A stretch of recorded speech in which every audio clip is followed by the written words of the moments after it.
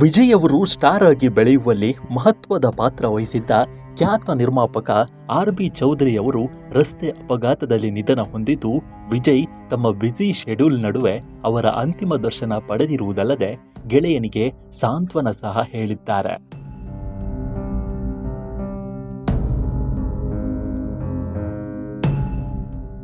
ದಳಪತಿ Vijay CM ಆಗುವ ಖುಷಿಯ ಸಮಯದಲ್ಲಿಯೇ ವಿಜಯ್ ಅವರ ಚಿತ್ರರಂಗದ ಗುರುಗಳಲ್ಲಿ ಒಬ್ಬರಾದ ಆರ್.ಬಿ. ಚೌಧರಿ ಅವರು ನಿಧನ ಹೊಂದಿದ್ದಾರೆ. ಖ್ಯಾತ ನಿರ್ಮಾಪಕ ಆರ್.ಬಿ. ಚೌಧರಿ ಅವರು ರಸ್ತೆ ಅಪಘಾತದಲ್ಲಿ ನಿಧನ ಹೊಂದಿದ್ದು, ವಿಜಯ್ ತಮ್ಮ ಬ್ಯುಸಿ ಶೆಡ್ಯೂಲ್ ನಡುವೆ ಅವರ ಅಂತಿಮ ದರ್ಶನ ಪಡೆದು ಗೆಳೆಯನಿಗೆ ಸಾಂತ್ವನ ಹೇಳಿದ್ದಾರೆ.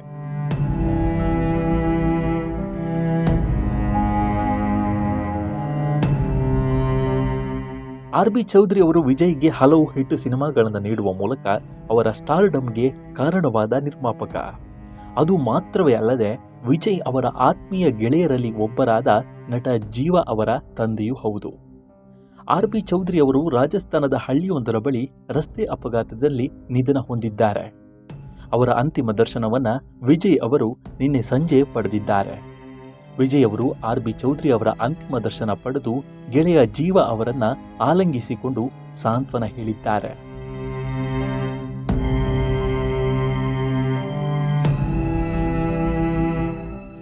ಜೀವ ಮತ್ತು ವಿಜಯ್ ಒಟ್ಟಿಗೆ ನನ್ಬಾ ಸಿನಿಮಾದಲ್ಲಿ ನಟಿಸಿದ್ರು. ನನ್ಬಾ ಅಂದ್ರೆ ತಮಿಳಿನಲ್ಲಿ ಗೆಳೆಯ ಎಂದರ್ಥ. ಇಬ್ಬರು ಬಹಳ ಆತ್ಮೀಯ ಗೆಳೆಯರಾಗಿದ್ರು. ಅದಕ್ಕಿಂತಲೂ ಮುಖ್ಯವಾಗಿ ವಿಜಯ್ ಅವರು ಸ್ಟಾರ್ ಆಗಿ ಚಿತ್ರರಂಗದಲ್ಲಿ ಬೆಳೆಯಲು ಆರ್.ಬಿ. ಚೌಧರಿ ಅವರು ಬಹುಮುಖ್ಯ ವ್ಯಕ್ತಿಗಳಲ್ಲಿ ಒಬ್ಬರು. ತೀರಾ ಸಾಧಾರಣ ಯಶಸ್ಸನ್ನಷ್ಟೇ ಕಂಡು ದೊಡ್ಡ ಹಿಟ್ಗಾಗಿ ವಿಜಯ್ ಕಾತರರಾಗಿದ್ದಾಗ 1996ರಲ್ಲಿ ಚೌಧರಿ ಅವರು ವಿಜಯ್ ಅವರಿಗಾಗಿ ಪೂವೇ ಉನ್ನಕ್ಕಾಗ ಸಿನಿಮಾ ನಿರ್ಮಿಸಿದ್ರು. ಅದು ಬ್ಲಾಕ್ ಬಸ್ಟರ್ ಆಯಿತು.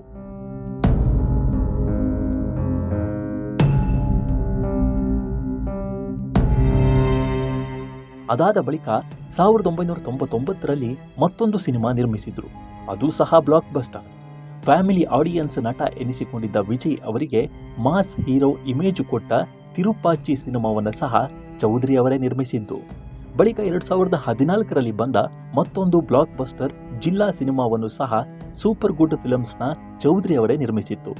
ಚೌಧರಿ ಅವರು ಈವರೆಗೆ 99 ಸಿನಿಮಾಗಳನ್ನು ನಿರ್ಮಾಣ ಮಾಡಿದ್ರು.